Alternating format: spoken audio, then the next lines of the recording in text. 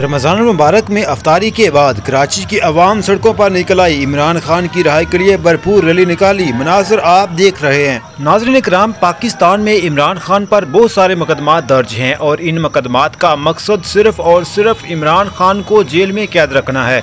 दूसरी जानब आलमी सतह पर इमरान खान को इंसानी हकूक़ के लिए आवाज़ उठाने और पाकिस्तान में जमहूरियत की बहाली के लिए जद्दोजहद करने पर अमरीकी अदारे ने नोबल इनाम के लिए नामजद किया है। ये पाकिस्तान की तारीख में पहली बार हो रहा है कि एक शख्स जो जेल में कैद है नोबल इनाम के लिए नामजद किया गया है।